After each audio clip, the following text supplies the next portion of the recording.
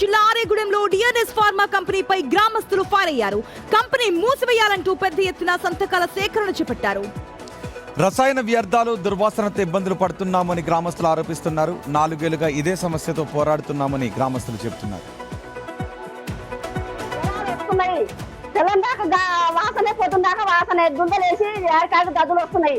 Infection వస్తుంది కడుపులో కూడా. ఆ గాలి లోపలికి పోయి మేము మనసులో హైతలేము.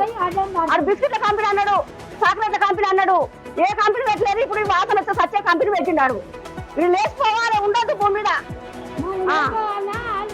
అలవాళ్ళ ఊరు మొత్తం పోవాలన్నా. వర్షాన్ని సైతం లెక్క చేయకుండా మహిళలు, గ్రామస్తులు పెద్ద సంఖ్యలో నిరసనకు దిగారు. సంతకాలతో ప్రజావాణిలో అధికారులకు వినతి పత్రం ఇచ్చారు. కంపెనీపై పూర్తి విచారణ జరిపి చర్యలు తీసుకోవాలి అని డిమాండ్ చేస్తున్నారు. సమస్య తీరే వరకు పోరాటం ఆపేది లేదు అని గ్రామస్తులు అంటున్నారు. మరింత సమాచారం మా ప్రతినిధి రమేష్ అందిస్తారు. రమేష్, గ్రామస్తుల ఆందోళనకు అధికారులు ఎలా రియాక్ట్ అవుతున్నారు? ఈ సమస్యను పరిష్కరించే విధంగా ఏదైనా చర్యలు తీసుకోబోతున్నారా?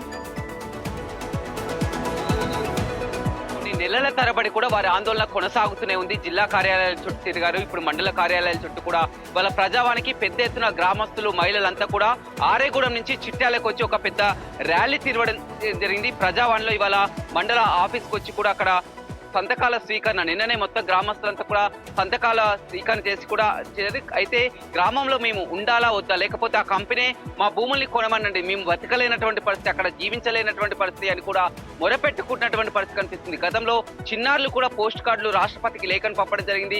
కలెక్టర్ కూడా ఈ విషయం చెప్పడం జరిగింది. పొల్యూషన్ కంట్రోల్ బోర్డు అధికారులు కూడా తనిఖీలు చేశారు. కానీ ఇంతవరకు ఎలాంటి స్పందన లేదు. ఆ గ్రామస్తులంతా కూడా వాళ్ళ పనిలో కూడా వెళ్లాల్సినటువంటి పరిస్థితి లేదు. ఎందుకంటే ఆ గ్రామస్తులు పనిలోకి వెళ్ళినా రోజుకు 1000 రూపాయలు, 2000 కూలీ వస్తారు. అలాంటిది కూలీ వదిలిపెట్టుకొని కూడా మేము బ్రతకాలంటే అధికారుల నుంచి గ్రామస్తులు ఆందోళన చేస్తుంటే ప్రభుత్వం ఏం చెప్తోంది? వారికి భరోసా ఏమిస్తుంది?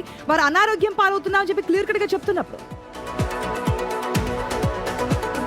రైట్, ఎందుకంటే ఆ రిపోర్ట్ రావాలంటున్నారు. గతంలో ఆ తనిఖీలు చేశారు. బిగ్ టీవీ ఇంపాక్ట్ తో కూడా అధికారులు వచ్చి తనిఖీలు చేయడం జరిగింది. 2 వారాల్లో రిపోర్ట్ వస్తుందని చెప్పారు. ఇప్పటికీ 2 వారాలు కాదు, 20 రోజులు దాటింది. అయినా కానీ ఇంతవరకు రిపోర్ట్ కూడా రానటువంటి పరిస్థితి. ఇదే అధికారులను ఆ విషయం అడిగితే వరుసగా సెలవులు రావడం జరిగింది. కాస్త ఆలస్యం జరుగుతుందని ఒక నిర్లక్ష్య సమాధానమే చెప్తున్నారు. కానీ ఇంత గ్రామస్తులంతా కూడా రోడ్డుపైకి వచ్చి, బయటకు వచ్చి, జిల్లా కార్యాలయంలో ప్రజావాణి గతంలో కలెక్టర్ కార్యాలయంలో జరిగేది, అక్కడికి వచ్చి వినతులు స్వీకరించారు. నిన్న కొత్తగా సోమవారం మండల కార్యాలయంలోనే ప్రజావాణి అవుతుందని తెలుసుకొని కూడా గ్రామస్తులంతా వాళ్ళ చిట్టాలకు రావడం జరిగింది. అక్కడ ఎండిఓకి విన్నవించుకోవడం జరిగింది.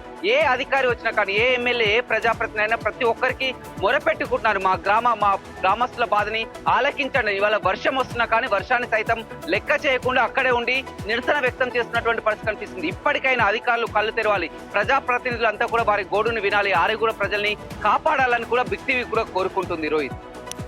రైట్ రమేష్, చూద్దాం. సంవత్సరాలుగా వాళ్ళ సమస్య అలాగే ఉంది. స్వచ్ఛమైన గాలి కావాలి. అక్కడ బ్యానర్లు కూడా అదే, మాకు గాలి కావాలి అని.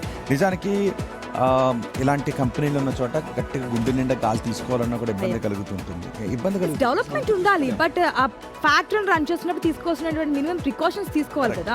ఆ వ్యర్థాలు బయటకు వేసేయడము, ఆ వ్యర్థాల ద్వారా వచ్చేటువంటి ఇన్ఫెక్షన్స్, ఇవన్నిటితో గ్రామస్తులు ఇబ్బందులు పడుతున్నారు. ఆ కంపెనీ నుంచి కొన్ని కిలోమీటర్ల దూరంలో ఉన్న వాళ్ళకి కూడా ఆ స్మెల్ వస్తూ ఉంటే గాలి తీసుకోవాలంటే